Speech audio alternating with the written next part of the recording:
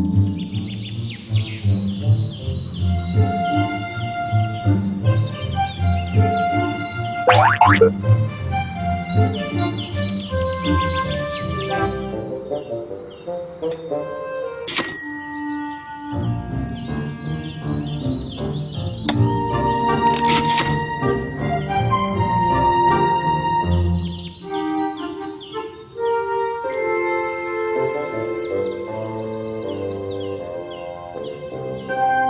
morning. It's Friday, October 6th, and I want to ask you a question. And that question is about the United States.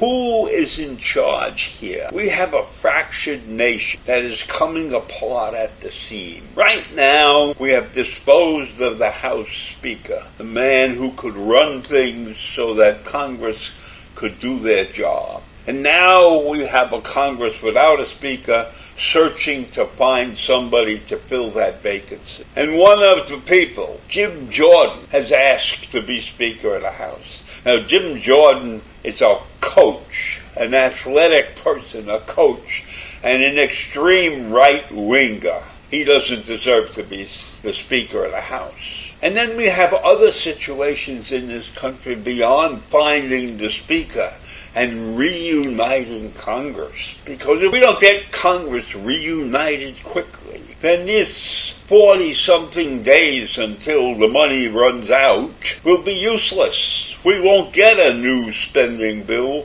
and the country will shut down on November 18th instead of the previous day that we just managed to avoid.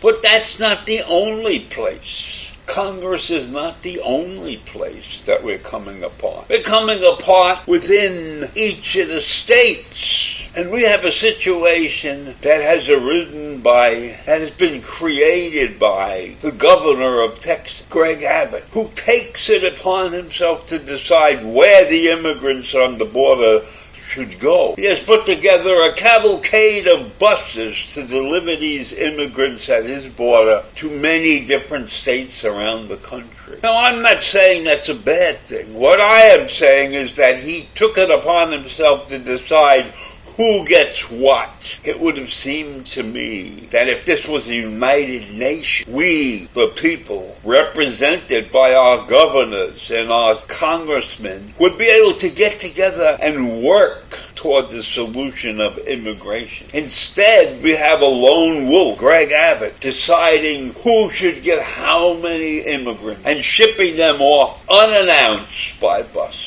Why isn't there at this point in time a committee of governors who sit down at a table and resolve this situation and make plans for taking those immigrants into their states and setting something up to avoid the chaos that's going on, the billions of dollars that are being pissed away in the immigration situation? And I'm not saying that because I'm against spending that money. I'm saying that because when it's dumped on you and you're unprepared, you don't have the proper funding to take care of these immigrants. And these immigrants need care and they need jobs. And they need sponsors. What happened to the sponsorship that used to exist in the immigration system? I don't know how it disappeared. I don't know why it disappeared. It is a crazy, crazy situation, immigration. It's ruining this country. And it's not the immigrants' fault. Don't get me wrong on that.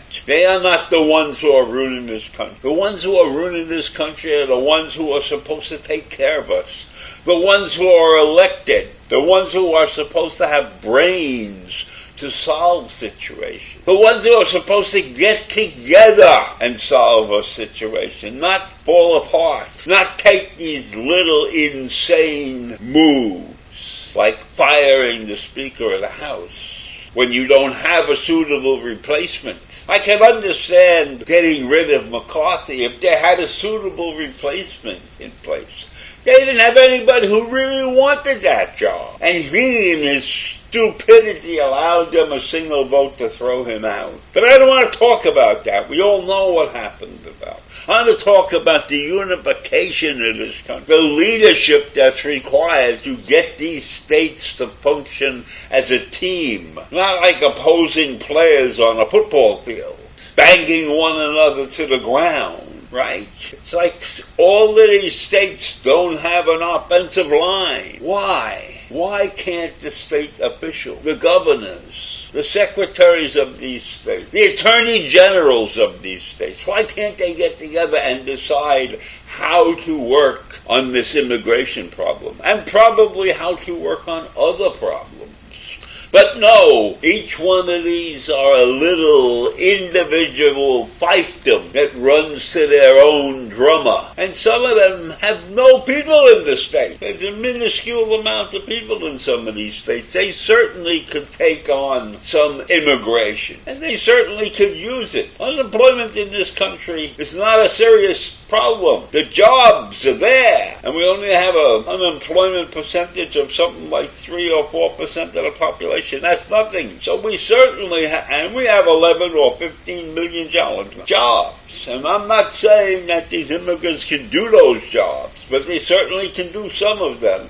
So why? Why in my mind am I distressed about this situation? I'm distressed because we are supposed to be intelligent people, supposed to be a well-educated country, which is a big mistake because we have shitty educational systems in many states. That's a whole other problem that we could get into it someday. But today I want unification. I want governors who are willing to sit down and talk about things, not worry about their own little fiefdom.